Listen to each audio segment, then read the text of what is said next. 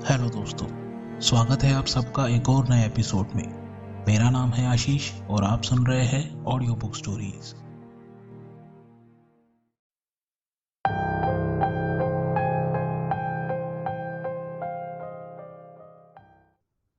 शाम का वक्त था। आसमान में बादल घिराए थे। ऐसा लग रहा था कि जल्द ही बारिश होने वाली है, जिसकी वजह से वातावरण में थोड़ी ठंडक महसूस हो रही थी। बहती हवाओं ने जोर पकड़ लिया था। हर तरफ धूल उड़ रही थी। शालिनी तुरंत घर के बाहर आकर आंगन में सूख रहे कपड़ों को उतारने लगी। तभी उसे कुकर की सीटी सुनाई देती है। उसे याद आता है कि उसने गैस पर सब्जी रखी है जो जल सकती है। उसने जल्दबाजी में सभी कपड़े तार पर से उतारे और वो किचन की तरफ भागी। वो सब्जी गैस पर से उतार ही रही थी कि तभी तेज हवा से घर की खिड़कियां खड़कने लगी। वो खिड़कियां बंद करने लग गई। अंदर के कमरे में उसकी सास भगवान के पास दिया जला रही थी, जो तेज हवा के चलने से बुझ गया था। शालिनी की खिड़कियां बंद करने के बाद उसकी सास ने फिर से दिया जलाया और बाहर आकर देखा तो 7:30 बज चुके थे। उसकी सास ने शालिनी से पूछा, 7:30 बज गए, लेकिन अभी तक शेखर नहीं आया। उसका कुछ फोन वगैरह आया था क्या? शालिनी कहती है, नहीं माँ, मैं भी कब से उन्हें फोन लगाने की कोशिश कर रही हूँ, लेकिन उनका फोन ही नहीं लग रहा है। उस पर चिंता व्यक्त करते हुए माँ कहती है, पता नहीं कहाँ रह गया ये लड़का। कहकर गया था कि 7 बजे से पहले घर आ जाऊंगा, लेकिन अब तक नहीं लौटा। और आज तो उतारा रखने जाने की बारी हमारे घर की है। बेटा, एक बार फिर से उसे फोन लगा कर देखो। शालिनी ने उसे फिर से फोन लगा कर देखा, लेकिन इस बार भी उसका फोन नेटवर्क से बाहर बता रहा था। शेखर, शालिनी का पति, किसी काम से दूसरे शहर गया था। उनकी अभी 1 महीने पहले शादी हुई थी। काम खत्म करके वहां से निकलते हुए उसे देर हो गई थी, और जब वो रेलवे स्टेशन पहुंचा तो ट्रेन देरी से चल रही थी, जिस वजह से उसे घर पहुंचने में देर हो रही थी। ऊपर से बारिश के चलते उसे ऑटो रिक्शा मिलने में भी दिक्कतें आ रही थी। ऐसा ही होता है, कभी कभी सभी मुसीबतें एक साथ आती है। इस तरफ माँ और शालिनी शेखर के घर लौटने का बेसब्री से इंतजार कर रहे थे। बाहर बारिश शुरू हो गई थी। अब 8 बज चुके थे, लेकिन शेखर का कोई अता पता नहीं था। माँ परेशान होते हुए कहती है, बहू, मुझे तो लगता है शेखर वक्त पर नहीं पहुंच पाएगा। उतारा रखने भी जाना है, समझ में नहीं आ रहा कि करे क्या। शालिनी कहती है, माँ आप चिंता मत कीजिए, उनके बदले मैं चली जाती हूँ। माँ अपनी फिक्र जताते हुए कहती है, नहीं बहू, तुम्हारी अभी अभी शादी हुई है और इस बारे में तुम्हें ज्यादा जानकारी भी नहीं है, इसलिए तुम्हें वहां भेजना मुझे ठीक नहीं लग रहा।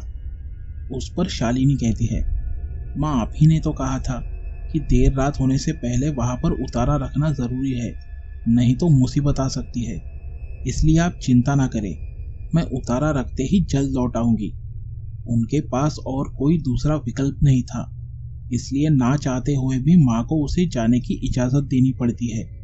शालिनी ने केले के पत्तों में 2 रोटी, सब्जी और दाल चावल निकाले और उस तरफ जाने के लिए निकल पड़ी। जाते वक्त माँ उसे सलाह देते हुए कहती है, एक बात का ध्यान रखना बहू, उस पेड़ के पास उतारा रखने के बाद दोबारा पीछे मुड़कर मत देखना और जल्द से जल्द वहां से निकल जाना।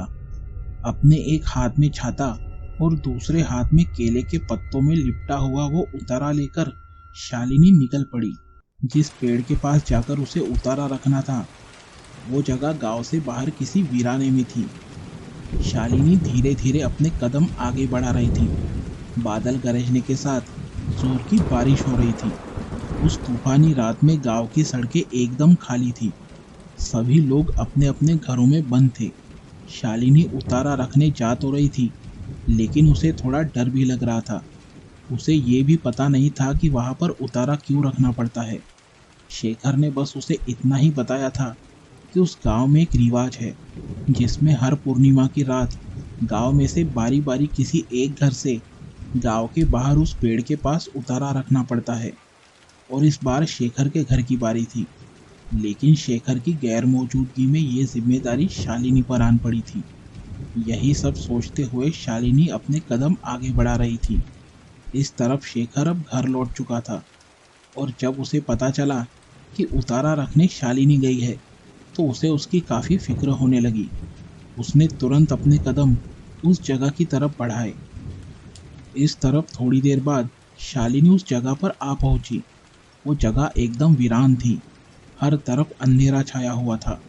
शालिनी ने इधर उधर देखा और दूर उसे वो पेड़ नजर आया जहां पर उसे उतारा रखना था। वो उस पेड़ के पास आई।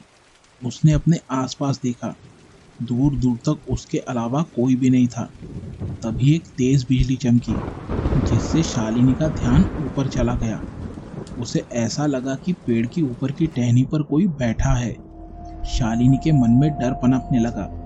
उसने नीचे उतारा रखकर जल्द से जल्द वहां से निकल जाना ही सही समझा। जब शालिनी वहां से निकल रही थी तो उसे ऐसा लगा कि जैसे उसके पीछे कोई खड़ा है। उसे एक अजीब आवाज सुनाई देती है। उस विचित्र सी आवाज को सुनकर शालिनी के कदम रुक गए। वो डर के मारे सिहर उठी। तभी उसे कुछ चबाने जैसी आवाज आती है।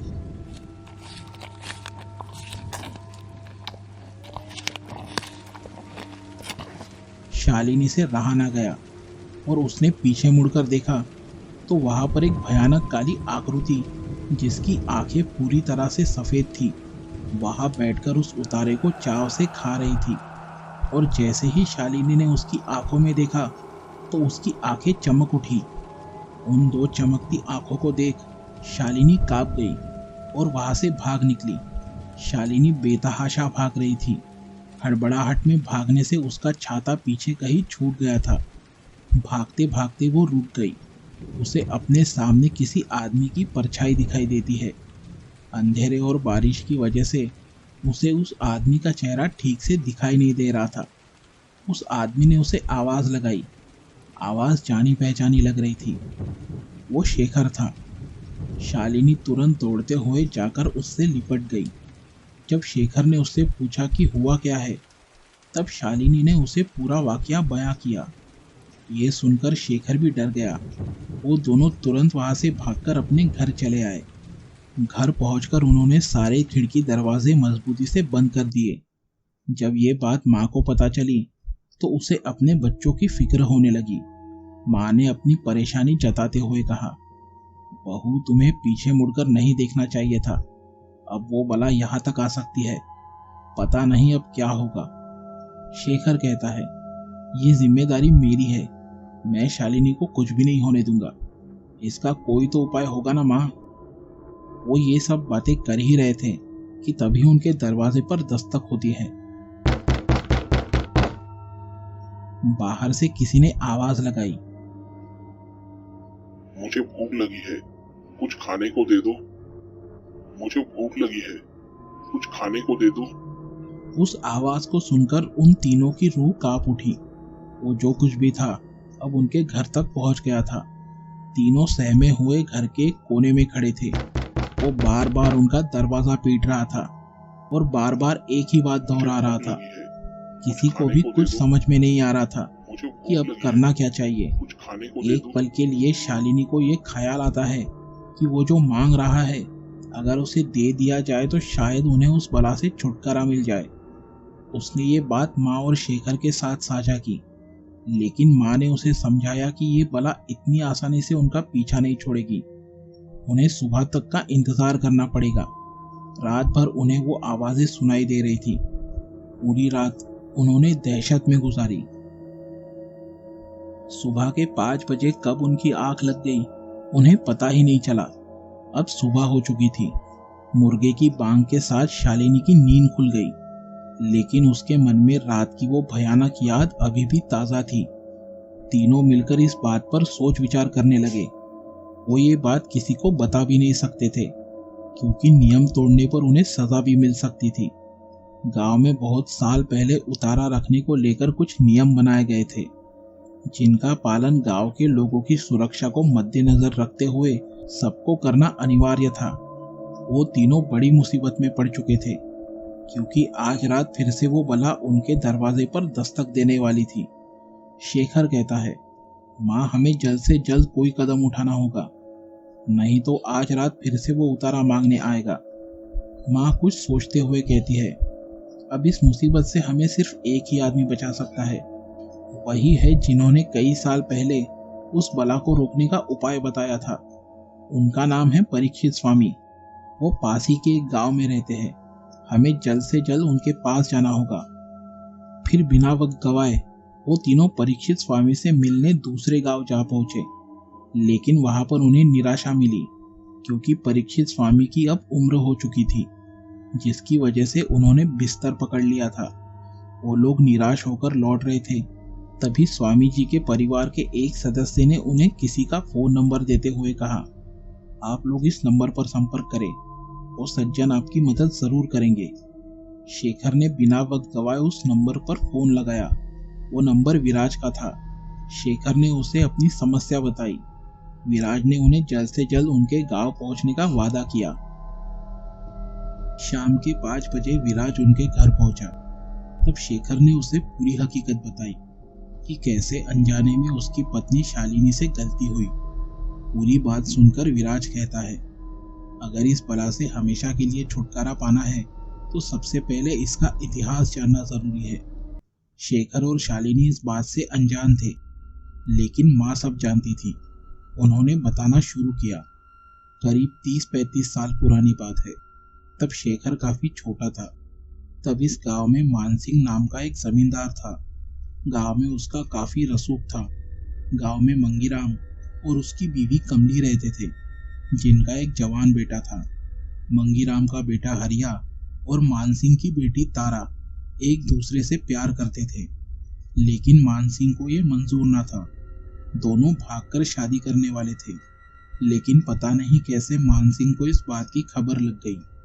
मानसिंह ने उन्हें पकड़ लिया और हरिया और तारा को एक दूसरे से अलग कर दिया। मानसिंह ने हरिया को मार डाला और पंचायत पर दबाव बनाकर उसके माता पिता मंगीराम और कमली दोनों का बहिष्कार करते हुए उन्हें गांव से निकाल दिया।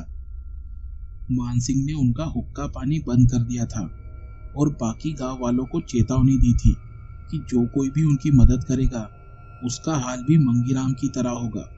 अब मंगीराम और उसकी बीवी कमली दोनों गांव के बाहर वीराने में उस पेड़ के पास रहने के लिए मजबूर हो गए।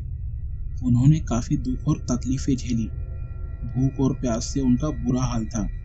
उन्होंने हाथ जोड़कर लोगों से मदद मांगी, लेकिन गांव निकाला और हुक्का पानी बंद होने से कोई भी उनकी मदद करने आगे नहीं आया। गांव के कुछ लोग उनकी मदद तो करना चाहते थे, लेकिन मानसिंह के डर से वे कभी आगे नहीं आए। वो पूर्णिमा की रात थी। मंगीराम हर घर के दरवाजे पर दस्तक देकर केवल 2 रोटियों की मांग कर रहा था, लेकिन सबने उससे अपना मुंह फेर लिया था। शेखर के पिताजी ने उसे देखा।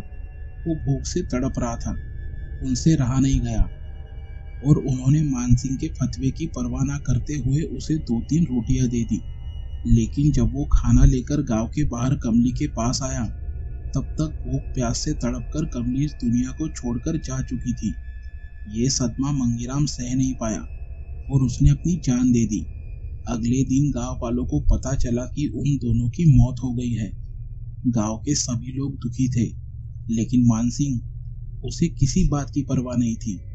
ये मंगीराम और कमली की तड़प का ही नतीजा था कि उनकी रूहें बदले की आग में जल रही थी। अगले पूर्णिमा की रात मंगीराम और कमली की प्रेतात्माएं अपना बदला लेने लौट आई। सबसे पहले उन्होंने मानसिंह और उसके जालिम आदमियों को मौत के घाट उतारा। फिर उसके बाद गांव वालों पर भी उनका कहर बरसा। गांव में उनका आतंक फैल गया था। फिर गांव वालों ने परीक्षित स्वामी से उन आत्माओं का उपाय करने की गुजारिश की। परीक्षित स्वामी जी ने बड़ी पूजा करके उन 2 आत्माओं का गांव में प्रवेश वर्जित कर दिया और उपाय में बताया कि हर पूर्णिमा की रात गांव में से किसी एक घर से जहां पर उनकी मौत हुई है वहां पर उतारा रखना पड़ेगा। और एक बात का विशेष ख्याल रखने को कहा था कि उतारा रखने के बाद कोई भी पीछे मुड़कर नहीं देखेगा, नहीं तो वो आत्मा उस व्यक्ति के पीछे पीछे गांव तक आ सकती है। गांव के लोगों ने इस उपाय को बहुत ज्यादा गंभीरता से लिया। और नियम बनाए कि बारी बारी हर एक घर से वहां उतारा रखा जाएगा और जो कोई भी इस नियम को तोड़ेगा उसे सख्त सजा दी जाएगी। लेकिन कल रात मेरी बहू से अनजाने में गलती हो गई और वो आत्माएं आजाद हो गई। अगर इस बात का पता गांव वालों को चला तो वो हमें सजा देंगे। अब आप ही कुछ कर सकते हैं। विराज उनकी बात ध्यान से सुन रहा था। पूरी बात सुनकर उसने कहा, आप चिंता मत कीजिए, अब इस मुसीबत का स्थायी समाधान करने का वक्त आ गया है। शालिनी, तुम्हें एक बार फिर से वहां उतारा रखने जाना होगा। डरो मत, इस बार का उतारा कुछ खास होने वाला है। विराज ने अपनी तैयारी शुरू कर दी।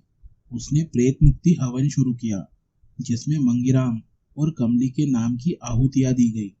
फिर पवित्र गंगा जल से रसोई बनाई गई, जिसे उतारे के तौर पर अब शालिनी को उस पेड़ के पास जाकर रखना था। रात हो गई। शालिनी गांव के बाहर उस वीराने की तरफ निकल पड़ी। शालिनी अपने हाथ में उतारा लेकर धीरे धीरे अपने कदम उस वीराने की तरफ बढ़ा रही थी।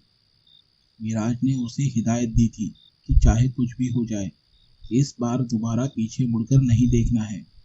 उसके चेहरे पर डर और परेशानी साफ झलक रही थी। उसे थोड़ा शको-शुमार था कि वो इस काम को ढंग से कर भी पाएगी कि नहीं। थोड़ी देर बाद वो उस पेड़ के पास पहुंच गई। वहां के माहौल में उसे एक तनाव महसूस हो रहा था। उस जगह पर ठंड कुछ ज्यादा ही बढ़ गई थी।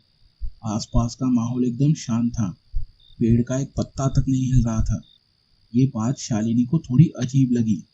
उसने उस पेड़ के नीचे उतारा रखा, लेकिन अब उसे ये बात सुनिश्चित करनी थी कि उनकी आत्मा ये उतारा ग्रहण करे। वो उस पेड़ से कुछ दूर मुड़कर साड़ी के पल्लू से अपना मुंह छुपाकर खड़ी थी। तभी उसे कुछ चबाने की आवाजें आने लगी।